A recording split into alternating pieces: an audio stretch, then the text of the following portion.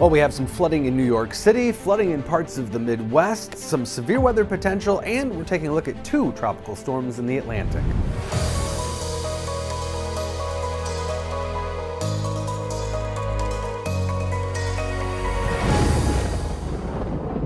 So quite a bit of rain falling here in the overnight and early morning hours Friday in New York City. Over 6 inches of rain estimated by radar in parts of Manhattan, Long Island. And the rain continues to fall for those areas too. We've got a swath of moisture just kind of sitting over those same areas. Flood warnings all through the New York area.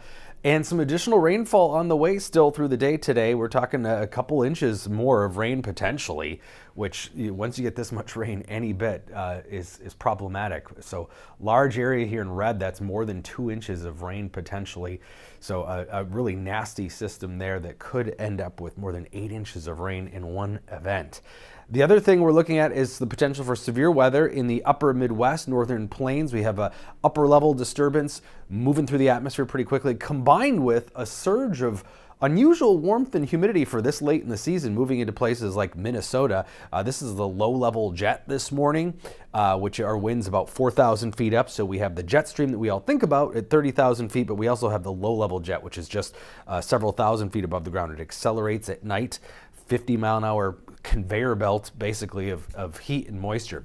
So not a strong risk, but a marginal risk, level 1 out of 5, which is still something to speak about when we have any severe risk in places like Minnesota in almost October. Mainly a hail and wind threat with some of those storms. There is going to be some shear that sits over parts of Minnesota, but the best energy or instability is going to be probably just south. So there'll be a very small area of overlap in central Minnesota.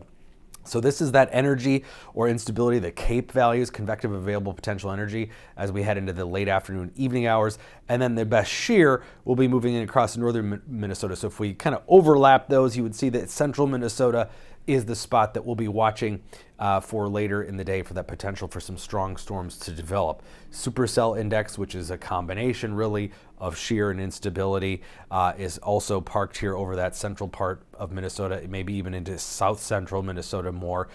So we'll be watching for morning activity, which has been going to kind of fizzle out and move across northern Minnesota, and then redevelopment in the evening hours of some of these strong storms right over the central part of the state. And then those will track across Lake Superior over areas that have already seen quite a bit of rainfall here in the last 7 days too.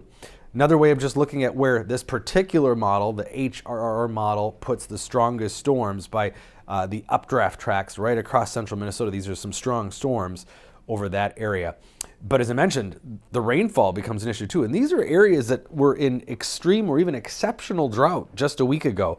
But there has been a lot of rain over the last 7 days. Places like Duluth on Lake Superior's North Shore have seen as much as 7-8 inches of rain. So another 1, 2, 3 inches of rain tonight could be a problem for some of those areas. So flood watches near Lake Superior. This is rainfall over the last 7 days, and you can see some of these yellow areas, that's more than several inches of rain. Even out in the western suburbs of the Twin Cities have seen as much as 9 inches of rain just in the last 7 days. In the tropics, switching gears a bit, we have two tropical storms in the Atlantic right next to each other, Felipe and also Rina. Both tropical storms not expected to become major storms and are going to stay in the Atlantic, but the Atlantic continues to see activity as we're starting to head into that last part of hurricane season where things do tend to calm down more, but the oceans are still very hot. So Felipe expected to make a straight north turn. Rina, pretty much a similar route, though may move a little bit further north and west than the track that Felipe takes here. But again, both storms are not expected to become hurricanes here, but Rina might remain a tropical storm a bit longer here before becoming a tropical depression. So those are two areas that we're watching. Nothing that seems to threaten the U.S. In the time being, just some marginal severe and mainly flooding issues over the coming couple of days.